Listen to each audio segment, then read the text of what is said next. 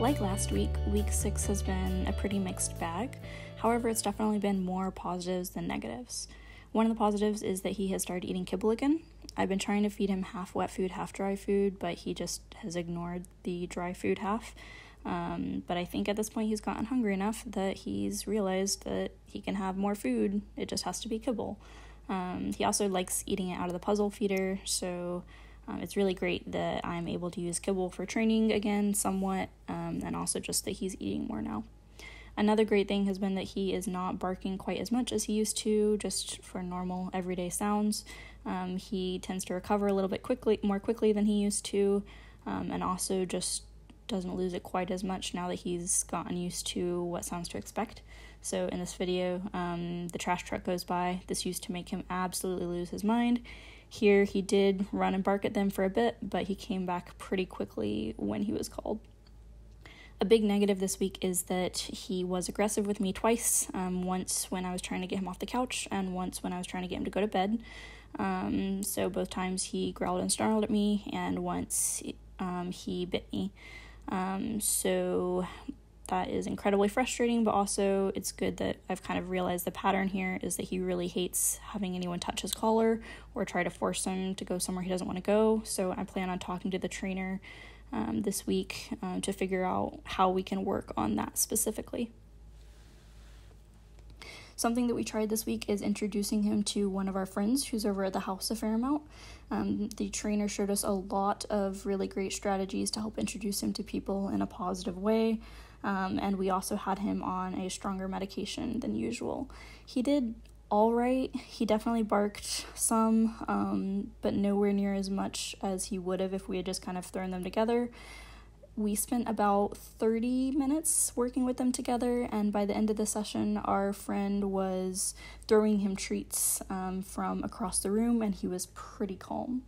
So something our trainer has suggested is to get him used to being thrown treats, because that's a great way that we can introduce him to strangers from a safe distance and with a barrier in between them.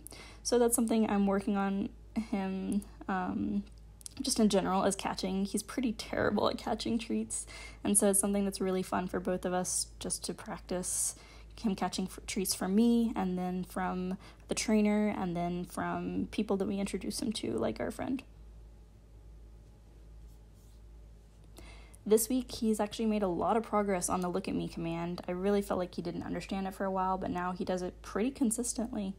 And in fact, he has already started to realize that he should be looking at me in the first place. And so sometimes it's hard to even practice the command because he just never looks away from me, which, that's great. We've been trying to find ways to get him more exercise because he does spend a lot of time laying around the house.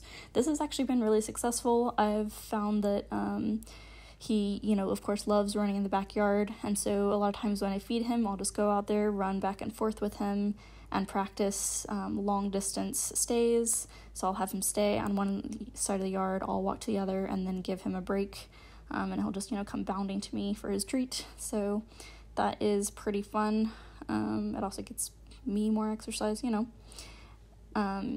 This is really effective when my partner Raul does it with me. He'll sit on one side of the yard, I'll sit on the other side of the yard, and he'll pretty much just run back and forth between us. It is a lot of fun, and he will absolutely just tire himself out doing this.